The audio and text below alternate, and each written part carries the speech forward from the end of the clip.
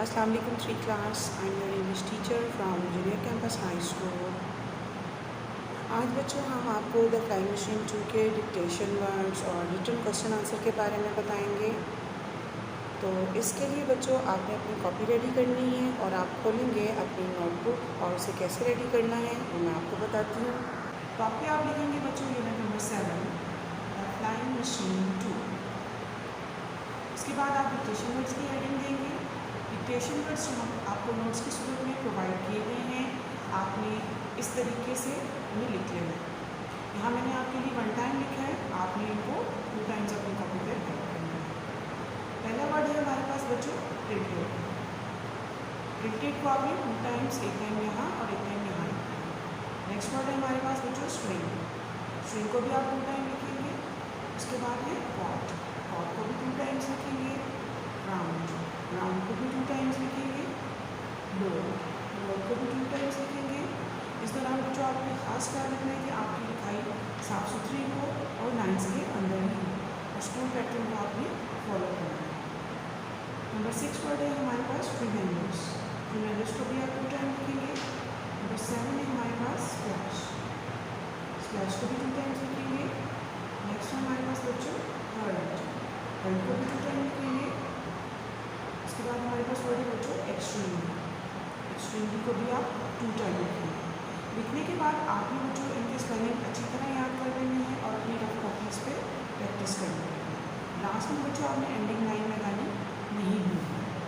ठीक है बच्चों, ये काम करने के बाद आपने नेक्स्ट पेज पे इसके क्वेश्चन आंसर पे नोट्स पेस्ट करने हैं।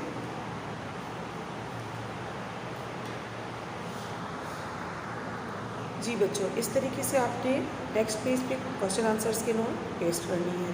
अब ये रिटन आंसर क्वेश्चंस हैं, इनके आपने इनको अच्छी तरह याद करना है, इनकी रफ प्रैक्टिस करनी है। ये आपको पेपर में भी आएंगे, इन्हें आपने ऐसे ही याद करना है। इसकी हम आप रीडिंग कर लेते हैं। क्वेश्चन नंबर 1 है who pushed the glider off the rock. इसका आंसर है बच्चों Sami and other boys push the glider off the rock.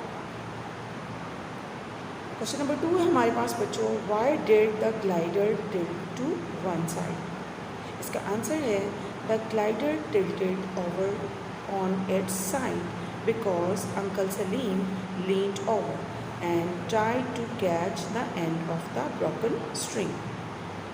तो बच्चों आपने देखा कि ग्लाइडर क्यों टिल्टिंग शुरू कर दी थी उसने। ग्लाइडर टिल्ट इसलिए शुरू कर रही थी क्योंकि अंकल सलीम ने टूटी हुई रस्सी का एक किनारा पकड़ने की कोशिश की थी। क्वेश्चन नंबर 3 है what happened when uncle Salim cot hold the bamboo stick. तब क्या हुआ था जब अंकल सलीम ने बैम्बू स्टिक को पकड़ा था। When Uncle Salim caught hold of the bamboo stick, the glider started to go round and round in circles, getting lower and lower. जब अंकल सलीम ने बैम्बू स्टिक को ज़ोर से पकड़ लिया था तो उस वक़्त ग्लाइडर गोल गोल चक्कर काटती हुई ज़मीन की तरफ आना शुरू हो गई थी। लास्ट क्वेश्चन है बच्चों हमारे पास did uncle Salim enjoy the flight से वाई। इसका आंसर है बच्चों he was not happy. He did not enjoy his flight and said that he never wanted to go in another flying machine. ठीक है बच्चों, ये आपके रिटन आंसर क्वेश्चंस हैं। आपने इन्हें पेस्ट करने के बाद इन्हें अच्छी तरह याद करना है और स्पेलिंग्स को अच्छी तरह याद करना है। ठीक है, और फिर आपने रफ कॉपी स्पेस की प्रैक्टिस करनी है और अपनी मामा को सुनाना है और तंग बिल्कुल नहीं करना।